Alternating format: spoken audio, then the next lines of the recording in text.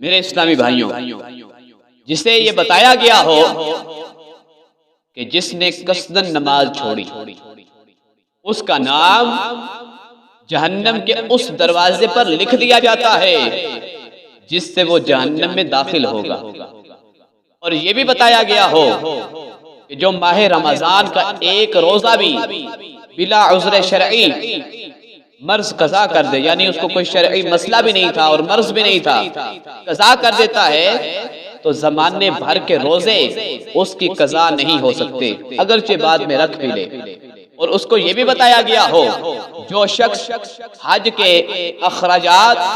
اور سواری پر قادر ہو، جو اسے بیت اللہ تک پہنچا دے، اس کے باوجود بھی، یعنی حج اس پر فرض تھا، اس لیے فرض تھا کہ اس کے پاس اخراجات بھی تھے، اس پر سواری بھی تھی اس کے پاس، تو اس کے باوجود بھی وہ حج نہ کرے تو آپ نے فرمایا وہ چاہے یہودی ہو کر مرے چاہے عیسائی ہو کر مرے۔ اگر تم نے بد نگاہی کی، کسی نامحرم عورت کو دیکھا یا امرد کو بنظر شہوت دیکھا، یا ٹی وی یا وی سی آر، انٹرنیٹ اور سینما گھر وغیرہ پر فلمیں، ڈرامے اور بے حیائی سے پر مناظر دیکھے، تو یاد رکھو منقول ہے جس نے اپنی آنکھ حرام سے پر کی، اللہ عز و جل بروز قیامت اس کی آنکھ میں آگ بھر دے گا۔ اور جسے یہ سمجھا دیا گیا ہو کہ عن قریب تمہیں مرنا پڑے گا، کیونکہ ہر جان کو موت سے ہمکنار ہونا پڑے گا، کل نفس ذائقۃ الموت، جب وقت پورا ہو جائے گا تو پھر موت ایک پل آ جائے گی، وہ نہ پیچھے ہٹے گی اور نہ تمہیں اطلاع دی جائے گی اس کی کہ آج تمہیں مرنا ہے، کہ مرنے کے بعد اس قبر میں جانا پڑے گا۔ یہ بھی بتایا جاتا ہے کہ مرنے کے بعد اس قبر میں جانا پڑے گا، اور جانا ہے جو مجرموں پر تاریک اور وحشت ناک ہوگی۔ ان کے لیے کیڑے مکوڑے اور سانپ بچھو بھی ہوتے ہیں، اور اس میں ہزاروں سال رہنا ہوگا، لیکن قبر ہر ایک کو دبائے گی، نیکیوں کو ایسے دبائے گی، نیکوں کو ایسے دبائے گی جیسے ماں بچھڑے ہوئے لال کو شفقت کے ساتھ سینے سے چمٹا لیتی ہے۔ اور جن سے اللہ عز و جل ناراض ہوتا ہے ان کو ایسے دبائے گی کہ پسلیاں ان کی ٹوٹ پھوٹ کر ایک دوسرے میں پیوست ہو جائیں گی، ایک دوسرے میں مل جائیں گی، جس طرح دونوں ہاتھ کی انگلیاں ایک دوسرے میں مل جاتی ہیں، اس طرح مل جائیں گی۔ اسی پر اتفاق نہیں بلکہ اس بات سے بھی خبردار جو ہے وہ کر دیا گیا ہو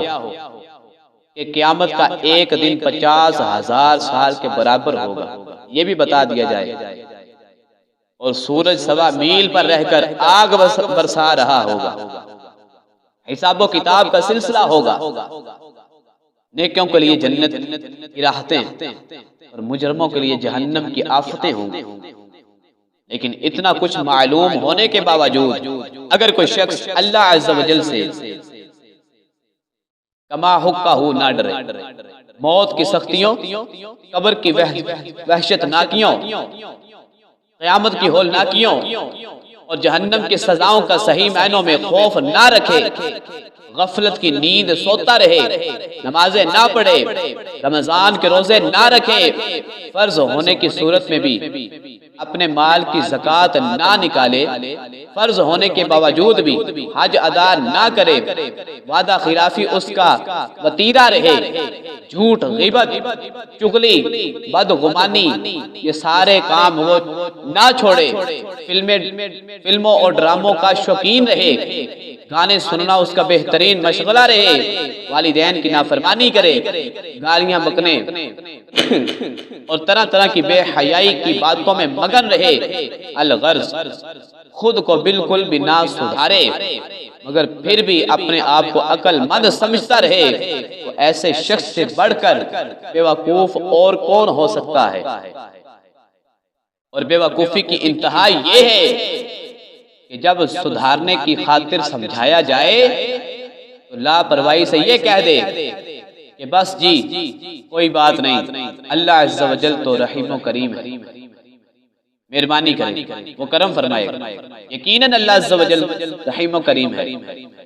اور بغیر سبب کے محض اپنی رحمت سے بخش دینے اور جنت میں داخل فرمانے پر قادر ہے،